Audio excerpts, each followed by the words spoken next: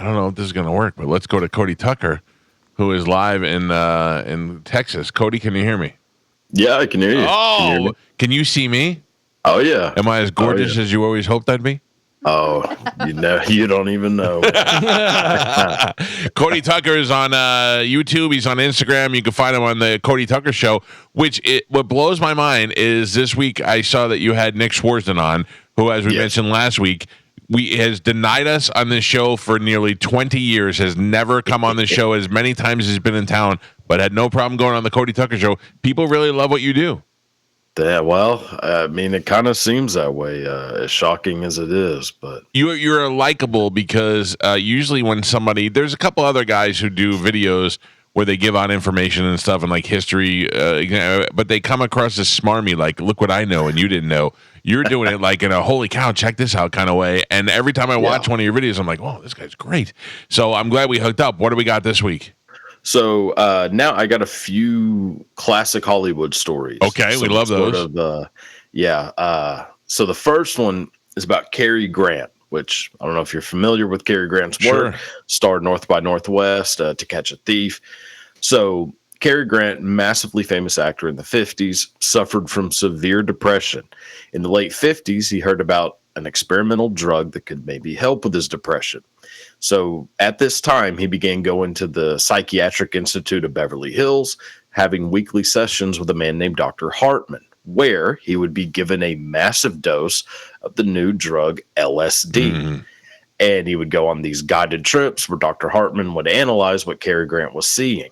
He eventually took over 100 massive LSD trips in just a few short years, radically changing his mental state, and Grant began publicly endorsing the drug.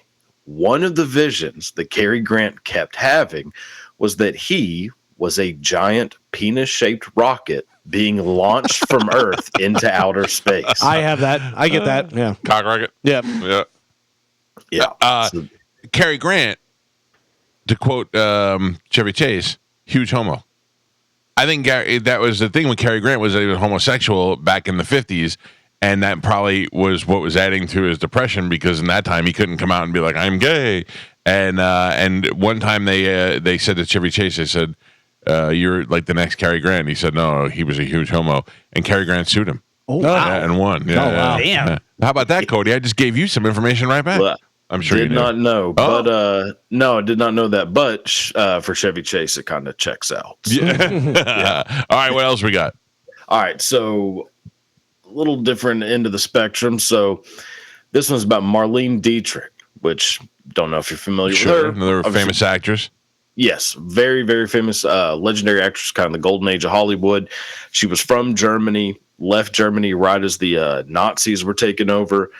They offered her like the opportunity to do like propaganda films, which basically would have had her set for life. She told them no way, moved to the U.S., started making a massive career for herself. She is also known for getting around a lot. This included sleeping with, and this is just a brief summary of the list. Okay.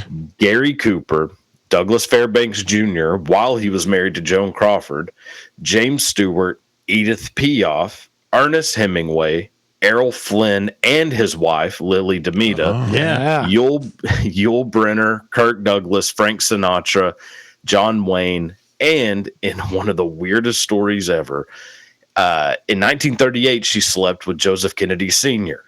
And in 1962, at the age of 60, she slept with his son, John F. Kennedy. Yeah! Hell yeah!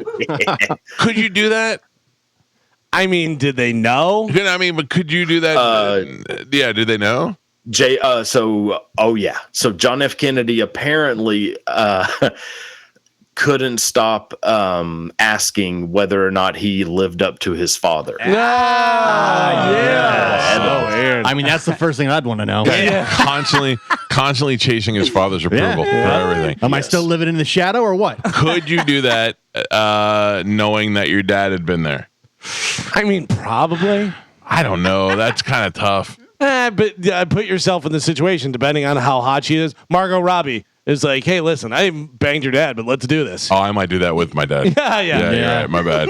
I think my dad would do that with me. Yeah. Like if my dad rolled through now, like if he was single and be like, oh, Nice yeah, bonding moment. Yeah. Then we could talk about it afterwards. Right. All right. We've heard a lot of people had mother-daughter stuff.